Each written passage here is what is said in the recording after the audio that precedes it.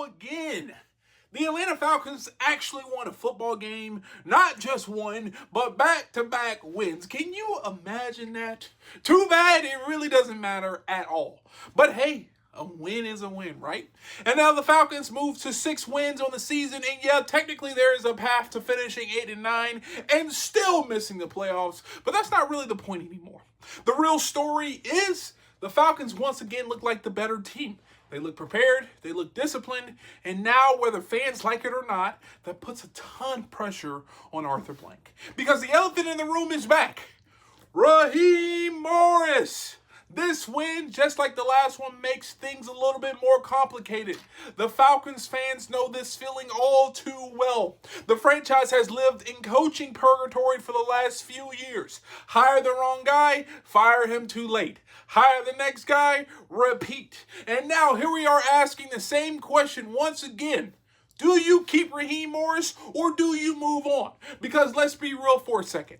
The Falcons look just good enough to justify keeping the staff together, especially Raheem Morris. I would say not the offensive coordinator, but Raheem Morris. The locker room still plays hard for him. The team didn't quit on the season, and that matters to ownership, especially to Arthur Blank. So this is a massive decision. And honestly, I think the Falcons have 2 very clear paths heading into 2026. The first option, you elevate the program with a proven Hall of Fame level head coach. Easier said than done, right? Actually not. And believe it or not, there might be actually a couple of those coming available in the next few months. Let's start with a name like John Harbaugh. The Ravens are trending toward missing the playoffs. There have already been reports floating around that Harbaugh, who's been in Baltimore forever, could be open to a change of scenery. Josina Anderson said that for those thinking I'm making that up. And if that door cracks open just a little bit, the Falcons should be sprinting toward it. Please, sprint toward that. Because Harbaugh brings instant credibility, stability, culture, a high floor. You know what you're getting. 10, 11 wins, competitive football, year in, year out, and the Falcons haven't had that in a long time. Whew, that's John Harbaugh in a nutshell. Then there's Matt LaFleur. Green Bay, low-key, is sliding a little bit. And if the Packers continue to lose games, and if they miss the postseason, suddenly LaFleur's name could come up in ways people never expected. If that happens, same deal. Knock on that door, bust it open immediately. Those are home run swings at head coaches. Those are the change the trajectory of the franchise overnight moves. But then there's option number 2. And honestly, this is starting to look like a more realistic one. You retain Raheem Morris. I know people don't want to hear that, but it's looking like more and more like that's going to become the case in Atlanta. But this is the most important part of retaining Raheem Morris. You just cannot run it back. If you keep Raheem, there have to be real uncomfortable changes. The offensive staff has to be overhauled. Special teams need to be fixed immediately. The infrastructure around him has to improve day one. Keeping Raheem Morris only works if you upgrade everything around him.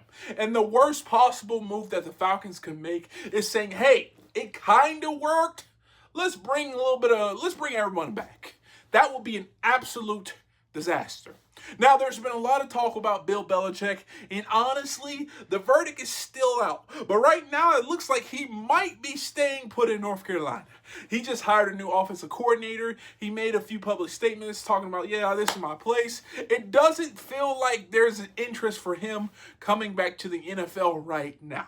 So when you boil it down, really, the Falcons are staring at 2 paths. Number 1, either keep Raheem Morris and demand major changes, or 2, take a massive swing on a proven elite head coach if one becomes available. And the timing, it couldn't be better or worse. Because winning meaningless games right now, it feels good, but it muddies the water. It makes these decisions harder. And for a franchise that desperately needs to get this thing right, that is very, very, very, very scary.